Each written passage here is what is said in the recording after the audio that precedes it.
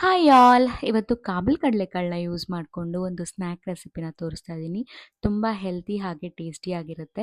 ಇದನ್ನು ಮಾಡೋದಕ್ಕೆ ಕಾಬೂಲ್ ಕಡಲೆಕಾಳನ್ನ ಒಂದು 5 ಅವರ್ಸ್ ಸೋಕ್ ಮಾಡಿಕೊಂಡು ನೀರನ್ನ ಸ್ಟೇನ್ ಮಾಡಿ ಇನ್ನೊಂದು ಪಾತ್ರೆಗೆ ಕ್ಯಾಪ್ಷನಲ್ಲಿ ಮೆನ್ಷನ್ ಮಾಡಿರುವಂತಹ ಡ್ರೈ ಮಸಾಲಾನ ಸೇರಿಸಿ ಕಲಿಸ್ಕೊಂಡು ಒಂದು 5 ನಿಮಿಷ ಎತ್ತಿಟ್ಕೊಂಡು ಬೇಕಿಂಗ್ ಟ್ರೇಗೆ ಸ್ವಲ್ಪ ಆಲಿವ್ ಆಯಿಲ್ ಅಥವಾ ಬಟರ್ನ ಅಪ್ಲೈ ಮಾಡಿ ಈವನ್ ಆಗಿ ಸ್ಪ್ರೆಡ್ ಮಾಡಿಕೊಂಡು ಪ್ರೀ ಹೀಟೆಡ್ ಓವನಲ್ಲಿ 200 ಡಿಗ್ರಿ ಸೆಲ್ಸಿಯಸಲ್ಲಿ 30 ಟು 45 ಮಿನಿಟ್ಸ್ ಇದು ಬೇಕಾಗಬೇಕು.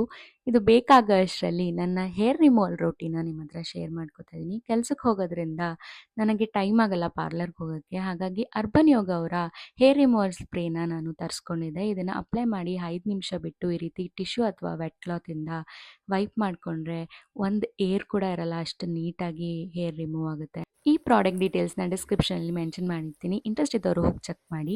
ಹಾಗೆ ಕಾಬೂಲ್ ಕಡಲೆಕಾಳಂತೂ ತುಂಬಾ ಕ್ರಿಸ್ಪಿಯಾಗಿ ಆಗಿತ್ತು.